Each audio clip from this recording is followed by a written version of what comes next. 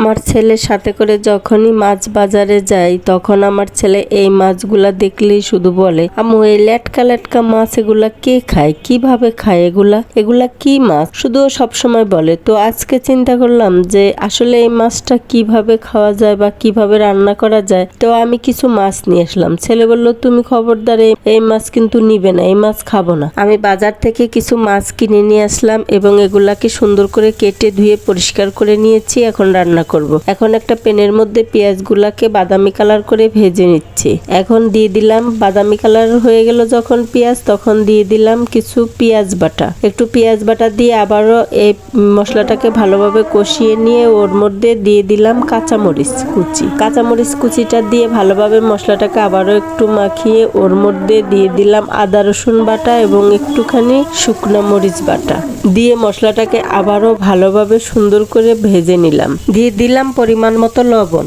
এখন হালকা একটু পানি দিয়ে মশলাটাকে আবারও ভালোভাবে কষিয়ে নিব, কারণ কাঁচা স্মেলটা থাকলে ভালো লাগবে না। কাঁচা স্মেলটা না যাওয়া পর্যন্ত মশলাটাকে এভাবে ভেজে নিব।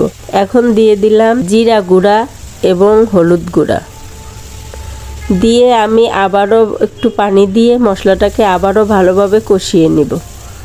আজকের মাছ রান্নাটা দেখেন কিভাবে রান্না করি। এখন আমি সেই কষানো মশলার মধ্যে দিয়ে দিব সেই মাছগুলাকে দিয়ে ভালোভাবে উল্টে পাল্টে নাড়তে থাকবো। ভালোভাবে উল্টে পাল্টে মশলার সাথে এই যে সুন্দরভাবে মিশিয়ে দিলাম। এখন আমি একটা ঢাকনা দিয়ে এই মাছটাকে ঢেকে রাখবো।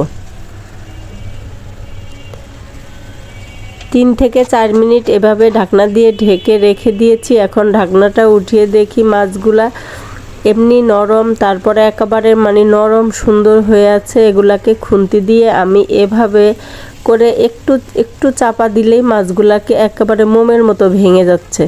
আর এটার মধ্যে যে কাঁটাটা থাকে সেটাও কিন্তু একদম মাছের মতনই নরম। তো আমি সম্পূর্ণ মাছটাকে এভাবে কিন্তু ভেঙে দিচ্ছি খুন্তির সাহায্যে। দেখেন আমি কিভাবে ভাঙছি, আপনারাও এভাবে ভেঙে দিবেন।